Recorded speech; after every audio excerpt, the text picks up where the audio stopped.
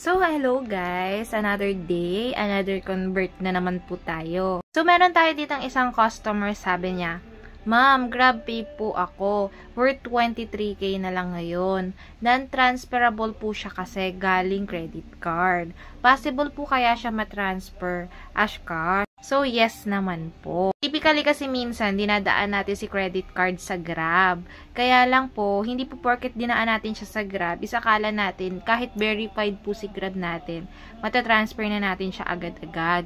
Which is no po. Kailangan po natin dumaan sa trader, katulad ko po. So, ayan guys ha. In case may mga non-transferable GrabPay kayo, dahil nag-cash in kayo using credit card or any other sites po, basta non-transferable yan, o kaya mga unverified yung Grab nyo, basta may laman po yung Grab nyo at hindi nyo malabas, gusto nyong ilabas, ayaw nyo nang i-order lang dahil medyo malaki nga naman yung 23K, example nyan, tapos i-order mo lang ng pagkain, di ba medyo mahal yon, medyo malaki, so gusto niya ipalabas. Pwede nyo po akong i-message dito sa aking FB account, Ann Pilier Bajesli, AJP Trades Only account. Iisa lang po ang account ko ha. So kung may makita man kayo dyan na 3, 4, 5 na nakapangalan po sa akin, the rest po nyan, fake account po. Meaning po, hindi po ako ang gumagamit. Mga scammer po yon, ginagaya lamang po ako. So, paano po malalaman kung legit account ang kausap? Make sure po i-follow po ako sa mga social media accounts ko. Kasi dyan po ako nag-update kung ilan na po ang followers ko as of the moment. Ngayon po, naka 4K followers pa lang po tayo. Mga fake account, minsan, ina-add lang nila sa bio nila yung followers. Yung iba naman, mahirap, pinabuboost po nila para magaya yung followers natin.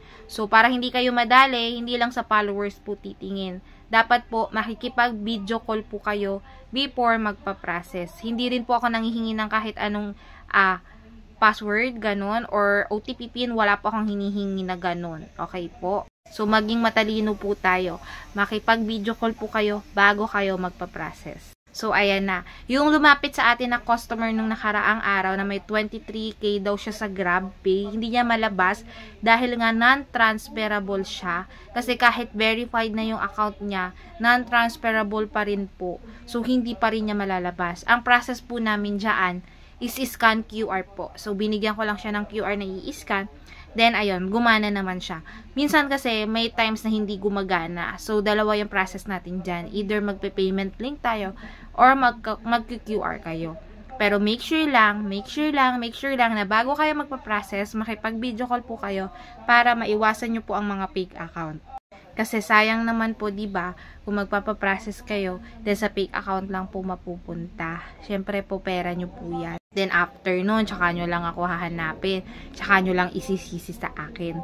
Paulit-ulit naman po ako na nagpapaalala na marami pong gumagaya ng account ko.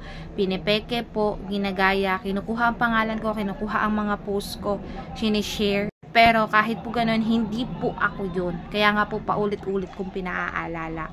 Kaya po maging updated po kayo. Subscribe nyo na po ako dito sa aking YouTube channel and also sa TikTok ko po. So, ayun, again ha, in case na meron po kayong mga laman sa GrabPay nyo, either non-transferable GrabPay dahil galing sa CC, credit card, or unverified dahil hindi nyo po ma-verified pero may laman po.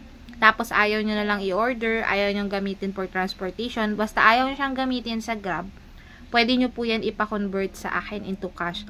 Ipalabas nyo na po yan sa akin into cash in case na gusto nyo.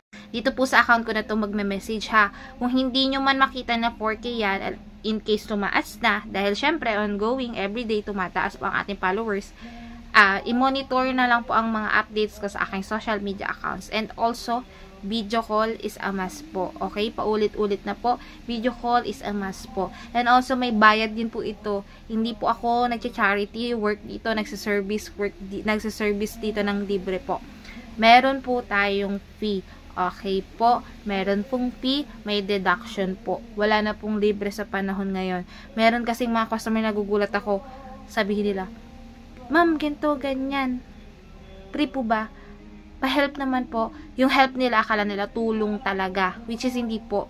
Nagsiservice po tayo dito. So, may fee po. Okay po. So, ayan lang. Ingat po kayo. Makipag-video call kayo palagi. Salamat.